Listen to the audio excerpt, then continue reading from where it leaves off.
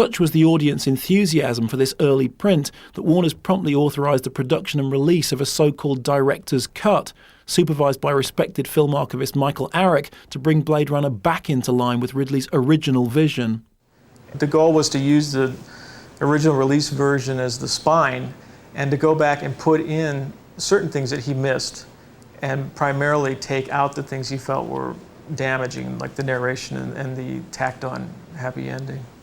I'm very satisfied. I think I'm glad we got the voiceover off. I'm glad we got the ending off. The ending didn't make any sense at all. And the ending, the way we have it right now, is fine.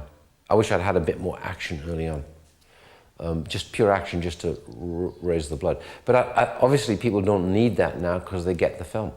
It's taken 20 years, really, for people to appreciate it and see it as sort of a first of its kind. I mean, now there's so many movies that have ripped off aspects of Blade Runner. It's people who don't know the film might not even think it was original, you know?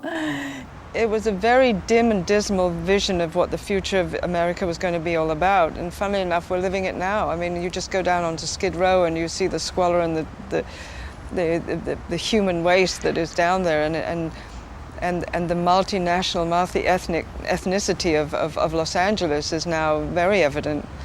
And everything that it said LA was going to be, it's slowly but surely creeping into reality. What we'd done, I think, was a dark novel. It was rather novelistic.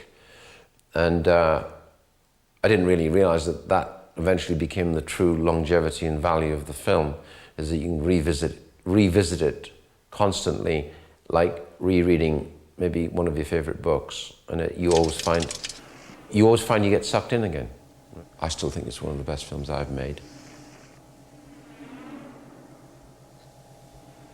The commercial and critical revival of Scott's movie in the 90s suggested that history had finally caught up with Blade Runner. Indeed, wherever you looked, from the pages of cyberpunk fiction to the visuals of sci-fi cinema, the style of MTV, and even the design of multimedia advertising and communication, it was clear that Blade Runner had actually shaped the face of the future.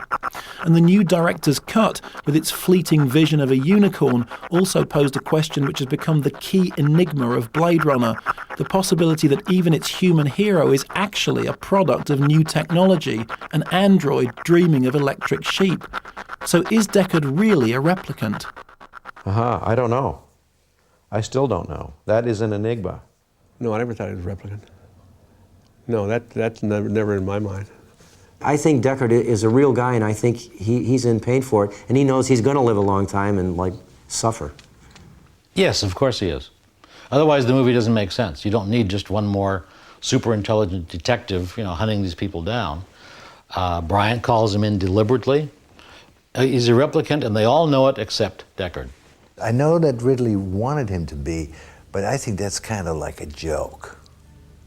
And that's where the unicorn came from. When Harrison's on his piano, looking at all the photographs and wondering who these people are and what they're after, he's drinking, he's a bit drunk there. And as he drinks, you go off into the unicorn, so it's a reverie.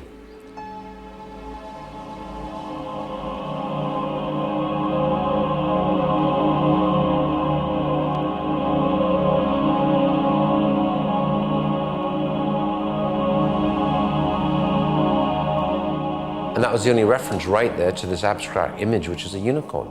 Because at the end of it, he comes out of his thought process. And that never occurs again till the end of the movie. Because when he comes in that apartment, he thinks Eddie's gone in there and killed her, because they know where she is. And when they come out, there it is. Looks like the unicorn. And it means? That he's a replicant.